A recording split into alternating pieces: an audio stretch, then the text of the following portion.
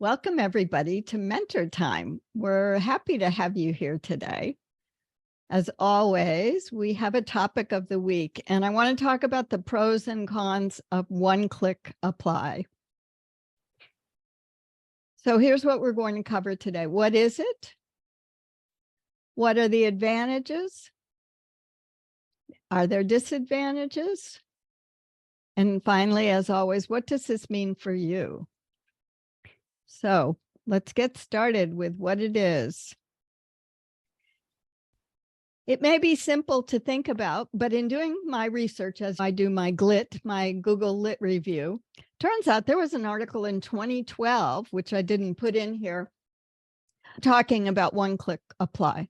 It's also known as quick apply, apparently, although I don't go on the job boards. Mostly I see it as one-click apply.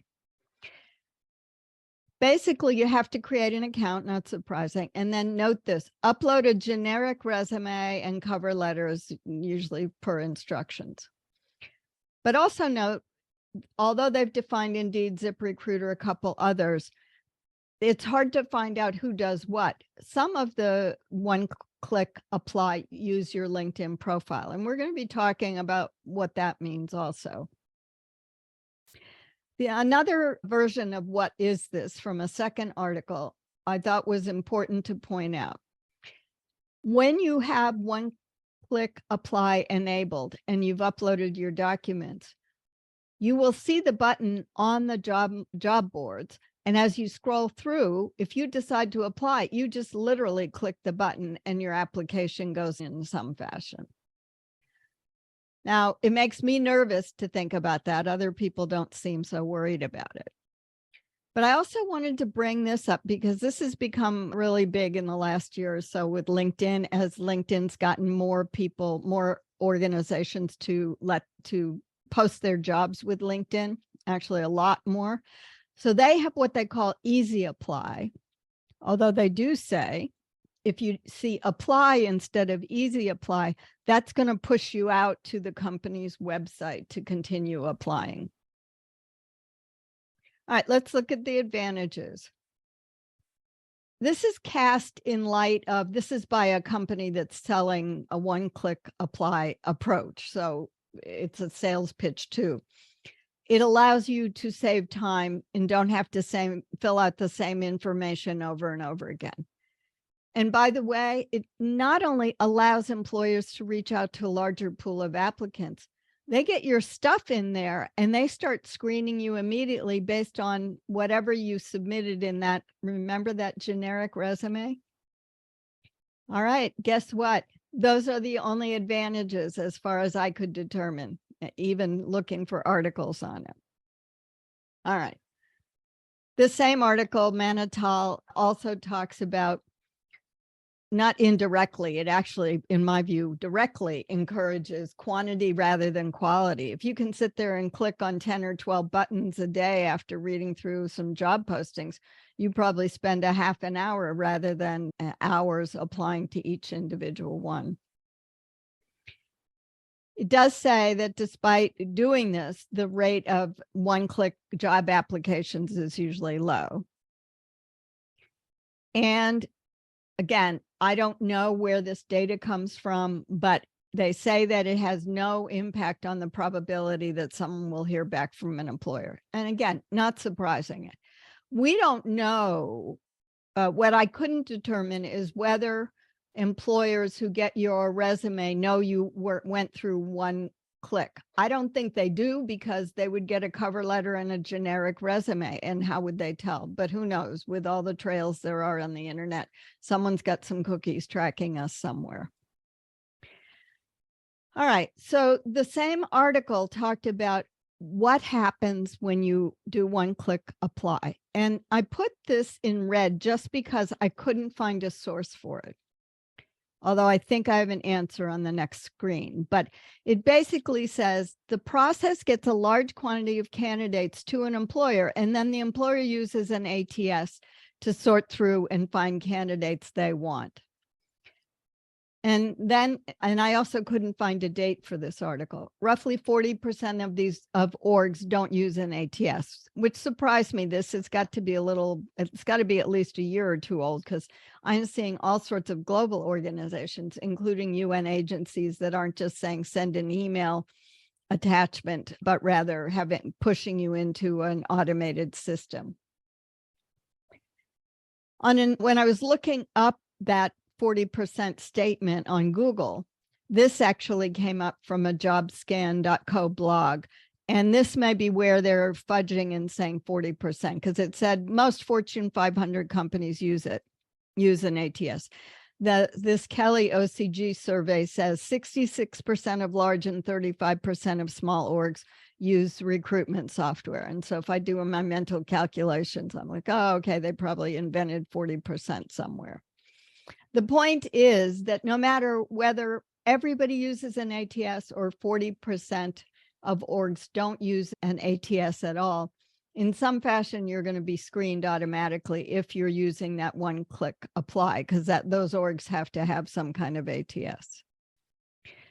Another location, a recruiter.com article talked about, no matter whether you apply to a lot of jobs or just a few jobs, they didn't say what your percentage is of successfully hearing back from companies, but they said the response rate difference between the high submitter and the low submitter is only 4%. So as the last sentence says, and I didn't highlight it, but we're not surprised, the best way to get contacted is to have a good cover. I think they meant cover letter. And this is what, back to, again, the Monotal article says, a personalized application, and if you can, go to the location for careers on the company's page and submit there, which is advice I know I've given to a lot of you individually. I may have said this also on MentorTime, and we certainly I both talk about your best opportunity to get an interview from an application is a resume that's tailored, not generic, and to have a cover letter if they ask for it. And this conclusion, again, I couldn't verify this statement.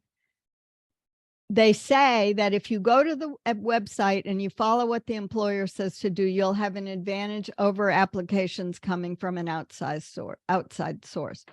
I don't know how that can be, because if they have an ATS, you're going to be bumped to get to their ATS anyway. But that's why it's in red. I wasn't sure. All right. So what does this mean for you? So you can see that I was highlighting a lot of cons, and let's see how you can rectify some of these. Be aware of how to apply is going to affect you by what you're doing. I just made a point about generic resumes. It makes no sense to have someone upload a generic resume to apply to thousands of jobs. Now, this all started early on, over a decade ago, with Monster.com when they started collecting resumes, but I don't know why it's still persisting. So I went and looked for a job. I chose to look for a job I called leader, or I think program manager, senior program manager. And I got this job and I thought, oh, okay. Had a ton of different requirements with it. Big salary range, big differential, and they may target you by where you live. But I did go straight to find something there that I had seen on LinkedIn.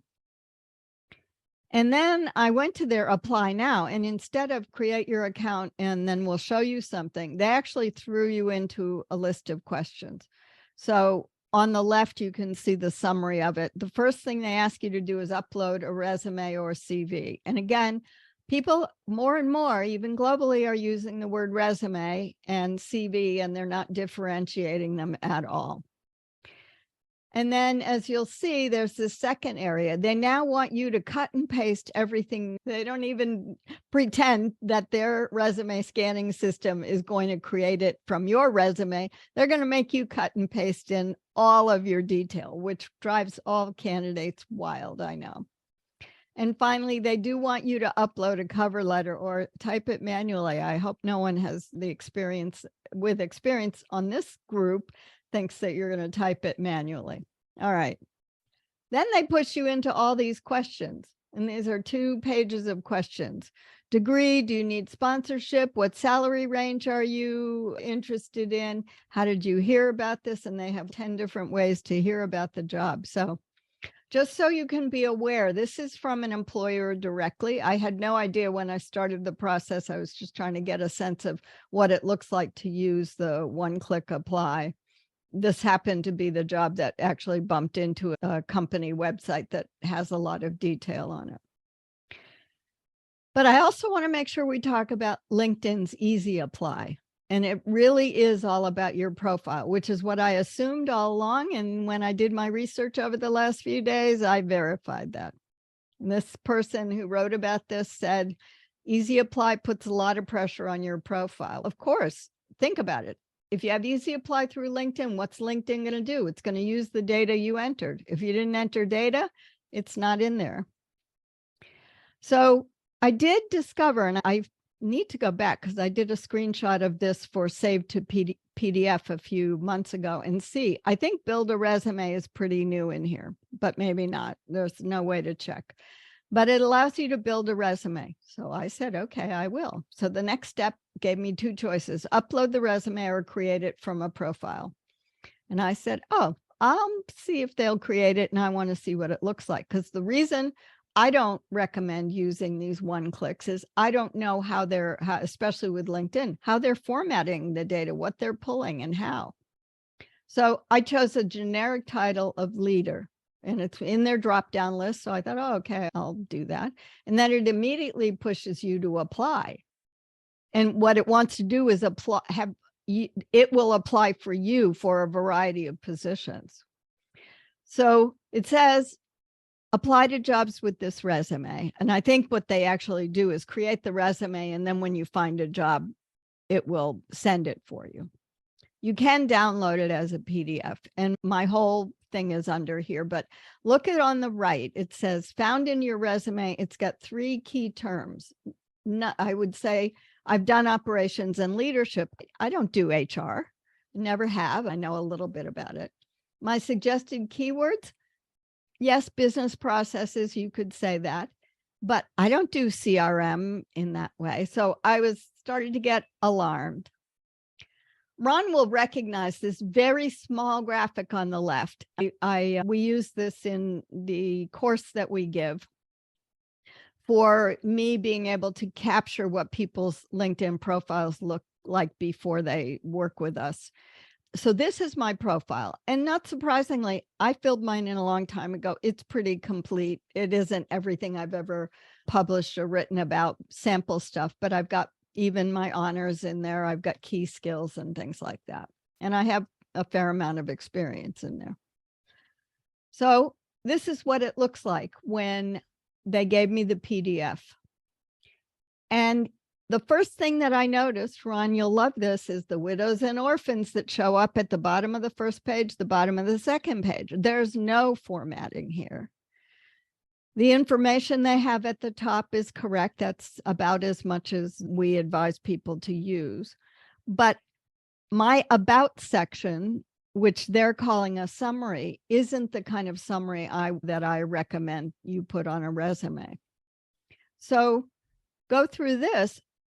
My stuff's actually 5 pages long, education at the end, which I think is a good idea that LinkedIn does it that way. And then skills, they give the top 3 to 5 skills and honors and awards. So I'm sitting there saying to myself, they're offering to build a resume. It's beyond 2 pages. What if people, I know that it's loosening up in the US not to have a 2-page resume because it's all on screen, but I can tell you most people aren't going to go beyond the first page, as Ron says. If you can't even get them to scroll down in the second half of the screen, they won't go to the second page. I wanted you to see, though, what LinkedIn does with your data and help you continue to operate, as we always do on these calls, to be informed about the way in which you have to take control of your own what you're putting out there, your professional development and using your professional presence. My summary is there's no shortcuts to applying. You've got to tailor your resume. You've got to write a cover letter or motivational letter if it's requested, and even if it's not. And the third thing is that you really need to make sure that anytime you use shortcuts, whether it's for easy apply or something else, make sure you know how it looks on the other end, what people are going to get from you in this shortened version. Because I don't want that, what I just showed you, I don't want that stuff that LinkedIn didn't format well going out to someone who says, oh, this is how this looks. So here's all the resources that I talked to you about the articles, and I'll stop there and see Ron, comments, questions, thoughts. Yeah, that was really interesting, Sue. It's interesting because it wasn't the resume maker, but I just did the download profile using the PDF. Now gives you a slightly different format. Right, it does. And yeah. I was doing a consultation with one of my clients because I had down that person's LinkedIn profile, and I was able to check the differences because we were talking about how to improve the LinkedIn profile. Perhaps it would be useful because they call it a resume. I'm going to share mine if I can, Sue. Yeah, let me make sure I've given you share rights here. Let me stop the share and then give you screen rights. Yeah, I think I've already got them. Oh, your co-host. Go ahead. Yeah. So this is what it looks like. And it looks an awful lot like one of the, Yes. because it produces this kind of bar down the side and so on. Some of the things that we criticize when people use this type of format. And it's very similar, in fact, to the individual I was working with had produced an online CV, and this was the kind of format that it did. And it wasn't using LinkedIn. It was using one of these companies that do that sort of thing. So here it is. It basically draws out all the content and then goes to the end with your education and so on. Now, I don't have a lot of material in mind, so it's not particularly full. But the interesting part is, as you said, they call your bio para the summary, and then it includes any of the content here. Plus, it then pulls out these skills, etc. Whereas in the resume version, they push those things down closer to the bottom. So I just thought that would be an interesting thing because if you do this, this is called a resume in the PDF file.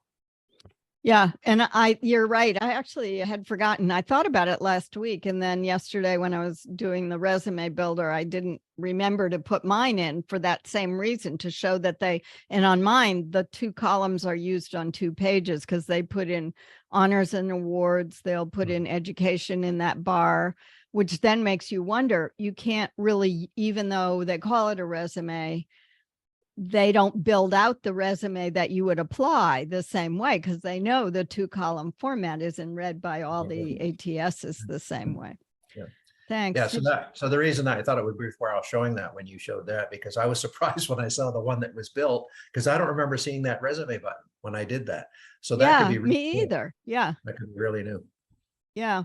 Did you have any thoughts about this one-click apply? Because it's obviously going everywhere.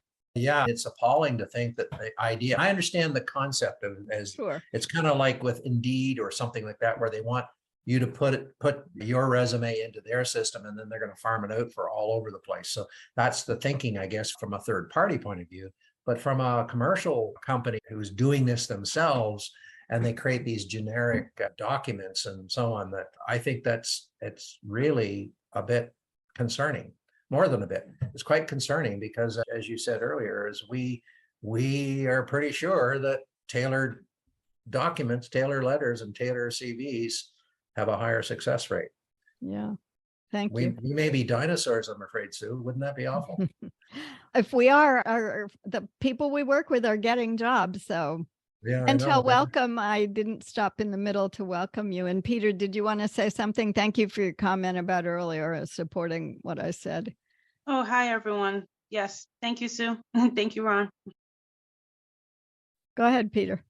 Yeah, Sue, I'm really glad that you did this because it really confirms my suspicion or reluctance to use these one clicks. Having been on the other side of the table only once or twice of being the interviewer rather than an interviewee, I had a woman that applied. It was for a small organization, but they had a apply with your LinkedIn profile button or whatever. And Yeah, I never did it prior to that because I thought, I don't know what that gives you. And this was back in like 2016, 2017, somewhere in there. And so, yeah, it gave us basically a printout of our whole LinkedIn profile. And when I saw that, and I didn't print it out, but the other woman that I was interviewing, that on the company team that was interviewing, she printed it out. And yeah, it was like 7 pages long. Yeah. Same thing. Just what you said. You can't get them to read even 2 pages. How are you going to get them to read 7? Yeah. And so I'm glad to know that it's a bad idea. Even if I find a job on DevX or whatever, or Relief Web, I always go directly to the company's website and track down with the job number, just for that exact thing of I'm doing it directly on their website because it's going to give them the exact format that they want, with all of the questions that they want. And so that just gets it all. And so I also thought it was funny that they picked out all these keywords on yours that didn't apply. I know. If I don't have control over it, then it's not me applying. And so I'm glad to have that confirmation. Yeah. Yeah. The public health didn't appear anywhere. Program eval didn't appear. All the things that you would put at the top. Of course. So Yeah. why would you want that? Oh. Yeah. No, thank you, Peter. That's really useful to know. When you have applied in the last year or so, you've applied to Gavi and other places. I did notice with some recent mentees that are applying to UN jobs that the parts of the UN system, like UN Women, are using ATSs. Is that your experience, or were you also sending emails and with a cover letter and resume attachments? Almost always it's been an ATS, especially for bigger organizations. If it does give me an email, right, to say email this person with I will almost always apply, even if I feel like I'm not necessarily the best fit right out of the bat, but just because I feel like it's going to somebody and it might actually get read. Yeah. And they might say, oh, not for this job, but I know another job that I want. Yeah. So if I think that somebody's going to read it, then I'll email it. I mean, as long as it's not like something that as long as it's not asking for an HR manager or something like that, like if it's in my field, but almost always an ATS. Nowadays, it's very seldom not. And even like you mentioned this too, they all ask you to upload a PDF of your resume and then enter in that same exact information. I know. Usually in the most frustrating way possible. So you have to separate it out, and it never, even if it does parse it, it never parses it. It's got your job title under the organization name, and the dates are all in the wrong. But yeah, so I know. it gets frustrating. You put a YouTube on in the background and you do all your copying and pasting, and it takes a while, but you get through it. It sounds like the way I operate. I've always got some kind of TV on when I'm doing stuff or streaming on. Yeah. Thank you. Right. Any other comments? Just a comment actually from what Peter said is that there's of course this distinction between the automatic management systems or track ATMs and so on. These kinds of systems is not quite the same thing as one-click apply, although they may actually incorporate one-click. So there's 2 different things. And I guess one-click apply sounds like it's a third-party utility that companies are using. Yeah, that seemed to be what you were showing there. So it sounds like a service that they will purchase because they're lazy or some other reason. But what Peter said, I don't confirms. Yeah, especially if there's an email. And some of the people I've worked with, that's what they've done is they found the email for the person, the hiring manager or whoever, and send it off, or they know somebody working at the organization and they'll say, who should I send this to? Because blah, blah, and then they'll go that route. But yeah. That latter strategy works well. It's more of a networking thing. The finding the hiring manager or the HR person's name, they're so inundated, they're not going to likely see it anyway, unless it comes in. Also, remember, they use the ATS as their tracking system. So they have to report numbers to how many positions get X number of applications, whatever. But I think the biggest issue we have is that the work that you do to get this stuff into an application, even on one-click apply, Sorry, we have Halloween visitors starting early. If you could hear that announcement Didn't from hear my it, echo no. say, oh, good. I know this is not an omnidirectional mic, which is why I got it. All right. So the one-click apply will not reduce let me back up. What we are going to find is more and more ways that they are going to continue to try to get their stuff in a format that, remember, we've looked at ATSs in previous mentor times. Last I heard, there are over 100 companies. When I first started looking at them way back in 2017, I found that there were 30 and a couple had just been bought out by IBM. But it reminds me of what the medical profession's been going through, or healthcare, with the idea of an electronic health record, because every company that's selling one will tailor it to what Johns Hopkins wants versus George Washington. And what happens is none of that stuff talks to each other, which is why you have to cut and paste into the way they want to hear it, like them writing their job descriptions differently or the job postings. So let me stop there and see if anybody has any other comments. The other thing I was thinking is that for the sites that you would put your resume on, that I've done in the past, putting a generic one on, the only website that that didn't just end up in all spam was DevX. Yeah. All the others, all I ever got was spam and people calling about sales rep jobs and things that I would have no possible interest in.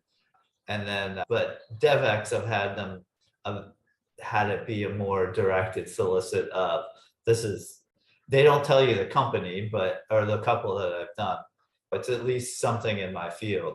Whereas all the others have just been total waste of time. I just end up deleting it. I haven't done it for a while now, but back in those days, I just deleted them all when it was Monster or Indeed or a couple others. So I stay away from them totally now. Yeah, thanks for that reminder. I know when Monster came online over a decade ago, I tried it out just looking at it and it was just horrific. But as others have come along, they can't help it. Luckily for us, DevX is a professional development organization, professional representation globally. Did you have a paid membership? Because I know their services cut way back a few years ago. I didn't have a paid membership. I haven't, maybe you can give advice on that. I never knew if it was really advantageous to do a paid membership. Well, I never did because I wasn't working at the time, but every time I saw a job there that I wanted for me, but for mentees before Idealist grew even more, before Relief Web, you could find jobs on DevX. So if I saw a UNICEF job, I'd take the number. I would search every way to go directly to it. I just want to stop for a minute. Venchal, do you mind if I talk a little bit about your applications and what we went through when we were first looking at the Sophos website? Yes, no, go ahead. You can use it as an example. Great. So Venchal asked me almost a year ago, I think, to work with her because she's applying for DRPH programs, Doctor in Public Health, to start next year. And knowing Venchal, she's always very organized. So she was way back in January, we started looking at what the application process was. And the grad schools, no different from jobs, have all centralized it into this SOPHAS system. And I can't remember what exactly it stands for. But each university either said, yeah, put everything in here. So you have to have a personal statement, you have to have your demographics, all of that. And then I can't remember if it's Johns Hopkins or which one it was, Venchal, that wanted you to write something special about the passion with which you were going to pursue and whatever. Yeah, I think it was either Johns Hopkins or University of North Carolina. And just to note, since the last time we saw these websites, University of North Carolina was on Sophos, but now they're using their own platform. Oh, interesting. That program is no longer using Sophos. So that's interesting. Something to keep in mind. Yeah. And what you're pointing out is they're voting with their feet and their money, saying this isn't helping us. We want our own and we want control over it. I guess the advantage I saw from what Venchal had to do is it was all centralized. So you didn't have to go to each when you went to each school's website and looked at how to apply, it said blah, blah, blah, blah, blah. If you're great and wonderful and you're going to make lots of money and reflect well on the school, then push here and apply. That's the implications. And that pushed you to the SOFA's website. I think the centralization of it is good. The personalization of it wasn't clear, because every one of these 4 or 5 universities that she and I looked at together after she had called out and selected her high priority ones, all had some version of wanting you to be able to describe your research and what you want to do and what you're interested in. But they, again, just like a personal statement used to be in the old days, and what I've worked with others on, is everyone wanted it differently. One was like, tell us what you're going to do great things with. One was like, tell us the university professor that's closest to what you want to do and how that's going to help you and all that. So let me stop there. But what I wanted to say, thank you for letting me bring this up, is just that also graduate school is also now being pushed into that kind of one-click apply kind of thing. But it's all yours, Venchal. No, I was just going to say, I completely agree with you. And then when I went back and looked at the SOFA's application, I think there's if you click on additional program information, each program, like you have the possibility to send like your different personal essays and what have you. So I guess the personalization is if you click on that tab, program information, but you're right. The rest of it is pretty general. All right, that's good to know. Thanks for letting us have that example for others as well, because that's helpful. Yeah, for sure. All right. Any last comments before we go to the chat box? It's been fun discussing this with you. I'm going to show you our image credits. Ron, if you'll close the meeting, that would be great. Muted. There. The button didn't click. Anyway, thanks very much, everyone, for your contributions. This was a lively discussion. I really enjoyed it myself. And I learned things because I'm not familiar with these automatic systems in the same way that Sue is. And so I certainly find that I learned something. And I learned from each of you who are attending. Thanks very much for being part of my mentoring system. And thank you for contributing to MentorTime. And thanks, Sue, again, for all the work you put in. And I hope that everyone will have a great week until we join again on next Monday. It won't be next Monday. I was just going to say, so we're off for two weeks now, because I'll be flying back from New Orleans. I'm getting to go visit my NOLA friends finally and have some yummy food. So 2 weeks. That'll be the 14th. 14th. Right. Yeah, we're missing the 7th. So we'll do the 14th and the 21st. Great. Thank you, Venchal. Yes. Yes. I'll send you all my positive vibes, hoping, although it's nice down there right now, I'm hoping to have a good time walking around. All right. Thanks, everybody. It's been great.